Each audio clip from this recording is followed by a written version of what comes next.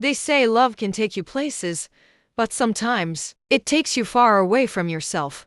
For Precious, it began in a small village in southern Nigeria, a quiet place where dreams often stopped at the border of survival. Her parents were not poor, but they weren't rich either. They had enough to live, enough to plan, and enough to dream of a better life abroad. But while they were busy preparing to travel, Precious was busy falling in love with someone her mother would never approve of. His name was Solomon, a simple young man with big dreams but little means. He wasn't wealthy, but he had a kind heart and a spirit full of hope. Precious loved him for that. Their love started as friendship, innocent and warm, until one day, it became something deeper. They would walk home together after school, share laughter, talk about their future, and believe that love was enough. Until one day, life showed them it wasn't. When Precious found out she was pregnant, her world turned upside down. She was still in school, still dependent, still figuring life out. And when she broke the news at home, everything changed.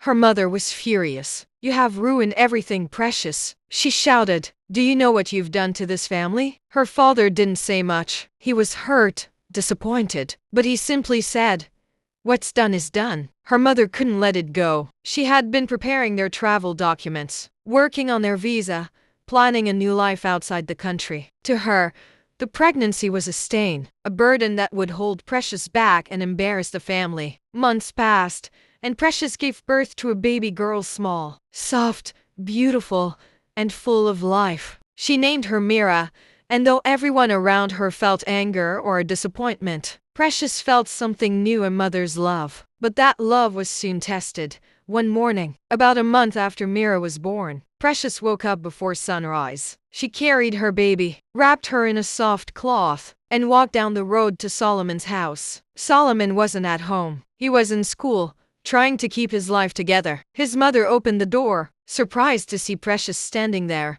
Without saying much, Precious placed the baby gently in front of her and whispered, "Please, take care of her." Before Solomon's mother could ask why, Precious turned and walked away, tears rolling down her cheeks as her footsteps faded into the distance. When Solomon returned home that evening, his mother was holding baby Mira in her arms. Confusion filled his heart. He tried calling Precious over and over again, but she didn't answer. Days passed, then weeks. Then he heard the news: Precious and her parents had traveled abroad. He was just a boy, barely a man, now holding a child who depended on him for everything. But with his mother's help, he did his best. He learned to bathe the baby, to feed her, to rock her to sleep. Mira became his world, the reason he kept going. Years passed. Mira grew from a tiny baby into a bright, smiling little girl. Her laughter filled their small home. Her presence brought light even on difficult days. Then, one warm afternoon,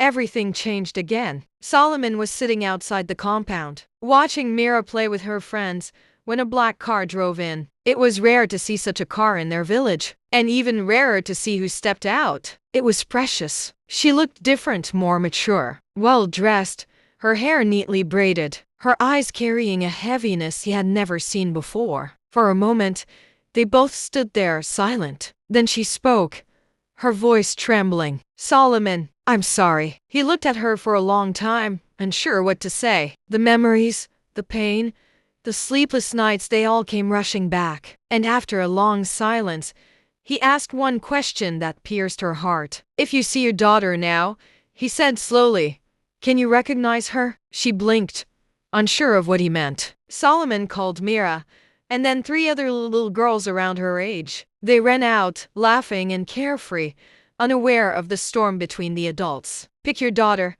Solomon said quietly. Precious froze. She looked at their faces, each one smiling, each one innocent, but she couldn't tell. She couldn't recognize her own child. Tears filled her eyes. Her hands shook. And in that moment, the weight of her choices came crashing down. I can't," she whispered. Solomon turned away, his voice heavy with pain. "You left when she needed you most." Precious tried to speak, to explain, but words failed her. After a long silence, she got back into her car and left. A week later, she traveled back abroad. But this time, it wasn't escape, it was regret. She started a new life there. She got married, had children, smiled in pictures that hid her sadness. But no matter how much she tried to move on, she couldn't forget. Every night, she thought about the baby she left behind, the little girl who might not even remember her face. She tried everything she could to reconnect, sent messages,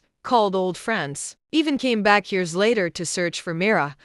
But each attempt failed, and each failure cut deeper than the last. Mira grew up beautifully, bright, kind, full of joy. She called Solomon Papa and his mother Mama to her. They were the only family she knew. And though she didn't know the story of her birth, love was never missing from her home. As for Precious, she carried her regret quietly. Sometimes she would sit by the window in her new home, looking at old pictures, whispering her daughter's name through tears. Mira! She would close her eyes and imagine what her daughter looked like now, her smile, her laughter, her voice. But she would never know for sure. Sometimes love doesn't die. It just hides behind regret, waiting for the courage to forgive. This is a true story. Please don't forget to like, share, and subscribe to this channel for more true life stories. Thank you.